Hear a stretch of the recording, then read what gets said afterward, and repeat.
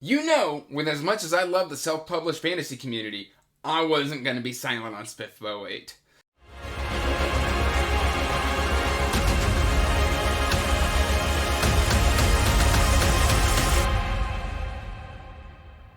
Hey everyone, welcome back to Andrew's Wizardly Reads, and as always guys, I'm Andrew, and today I've got an anticipated reads list for you. But before we get into this video, make sure you're liking and subscribing, and hitting that bell notification so you can get regular updates for when I put out new content.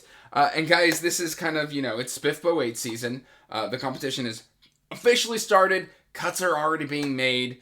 I am not a SPFBO 8 judge, but I am very much plugged into that self-published fantasy community. I follow a lot of these authors, and a lot of these have been on my radar for a few weeks prior to the start of SPFBO 8, and so I'm just kind of excited to jump on into these. Basically, the plan here is I've got like 10 or 12 books because I could not constrain myself to just 10 titles. I couldn't do a top 10.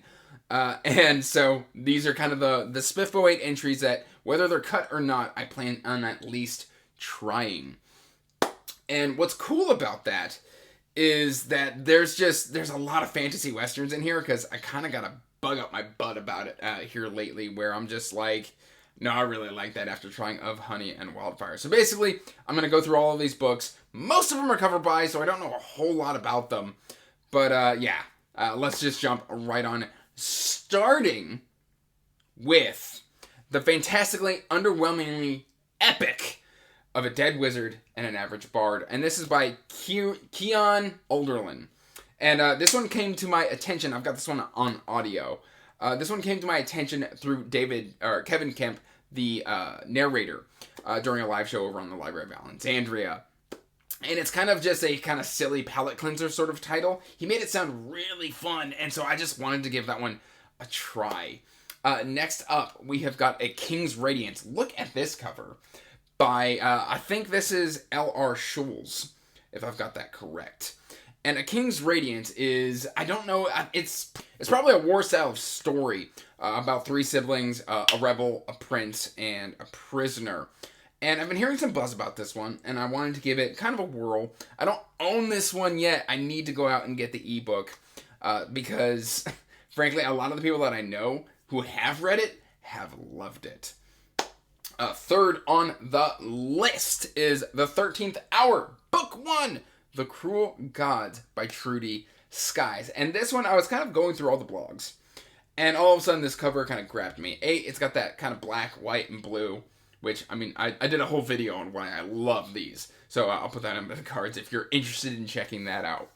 But basically, I got BioShock Infinite vibes off of this one immediately. It's kind of a steampunk thing where when the saints fail, the tagline is, when the saints fail, the sinners step up. And there's a guy on there with like these shining, like kind of wicked looking spectacles. And it kind of got me. And I was like, oh, that cover makes me want to read this. And then I like read the steampunk stuff.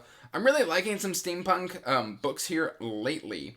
But guys, yeah, that is one that I definitely want to get to here soon. Alright, next up, we have got His Ragged Company, the testimony of Elias Faust.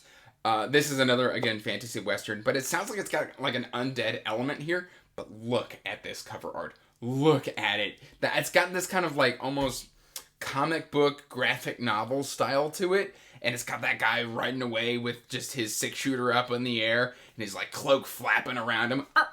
Yeah, we're going to do this motion. Again, I don't know why I'm dancing on camera, but we're going to go with it. And it just looks awesome. It's got this like undead ghoul with like sand just pouring out of his mouth. This one was 100% a cover by, and because it had the fantasy western kind of theme to it, I just went ahead and grabbed it. And then it's The Grim Hunt, Crown of Madness by Ryan Beatty. Now, I will admit that I'm already reading this one. I am about 20% into this. It has got strong Witcher vibes with an awesome cover, but instead of, like, it's the Witcher video games. So it's like, basically imagine a Witcher coming out of the Trial of Grasses, going on his first monster hunts and things of that nature, getting geared up and, like, going through his transformation. And there's this really cool, like, sword forging scene in there that was just chef's kiss. I loved this one. So far, this one has been an absolute banger. And if I didn't say that was right, Ryan Beatty. So we've got that one as well.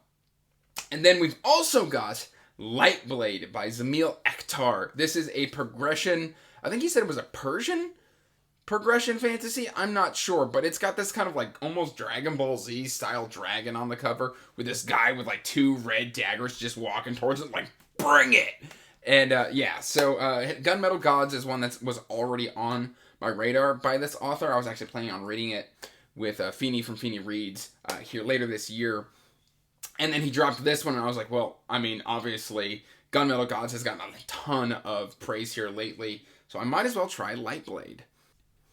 Alright, and then we've got 2 more fantasy westerns, surprising nobody. We've got Where Blood Runs Gold by A.C. Cross. This one, I just like kind of like the yellows and the browns and like the burnt kind of reds down at the bottom. It's got like where the title's very prominent on the cover with this big old moon. I like moons. I've got one right there tattooed on my body. And yeah, guys, like this was just really, really cool. It's basically about a sheriff like out for vengeance, and I don't really know a whole lot more about that. But I do follow this author, I believe on Twitter. It's either Twitter or Instagram. I'm never entirely sure where I'm at on the internet. But that is where I follow him. So this one's been on my radar for a little while. I think I hauled this one a month or 2 ago on ebook. But yeah, I'm super excited to get into this one as well. And then next up, we have got Gold Glamorous Ghost. And that is by Neil Adam Ray. And this one kind of sounds like a snake oil salesman, where a new sheriff comes into town who's supposed to be like this legendary gunslinger, but that gunslinger's been missing for like 30 years. And so he's like, something is kind of fishy because, you know, I'm full of a bunch of baloney, and I think you're full of baloney too. And then shenanigans ensue. So that is kind of the vibe that I'm getting off of this one. Next up, we've got We Break Immortals by Thomas Howard Riley. And I like this one because it's got a tagline on the front where it's like, if they see you coming, it's already too late. Kill them while you can.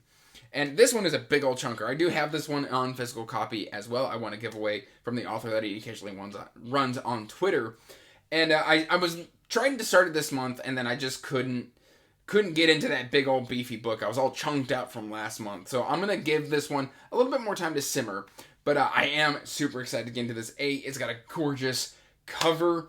And B, it sounds super interesting, like kind of irreverent, kind of funny, but still very like grimdark and epic and in your face. So I'm excited to give that one a shot. Alright, and then the last couple that I've got here on this list that I want to get to this year are Memories of Blood and Shadow by Aaron S. Jones. Now this is an author that comes highly recommended to me from Kay's Hidden Shelf. Kayla really likes Aaron's writing, and I have liked a few of her recommendations already. I bought this one when it first came out on ebook. I just haven't had the time to get to it. And now that it's in SPFBO 8, it makes a perfect slot in for this one. Basically, I believe this one deals with like emotions and guilt and things of that nature. She gave this one, I think, like 5 stars and said it was one of her favorite reads of the year. And so I really don't know a whole lot about this title other than the fact that somebody that I highly respect and whose opinion that I value really liked this story. And then one of my buddies, Aaron, really enjoyed the Hellborn King by Christopher Brenning. And this one's just kind of got like that Brian Lee Durfee style of cover where it's got that big kind of metallic heavy metal font at the bottom. It's got this bald man with a big beard holding this big old sword surrounded by fire. And it just sounds cool. It sounds kind of in your face, kind of just medieval. And I kind of just want to read it. I know Christopher has the second book coming out here soon, and it's one of those that is definitely on my list. And so that is the end of my kind of anticipated SPFBO 8 reads. Now, this does not mean that I don't want to read anything else from that has been entered into SPFBO 8.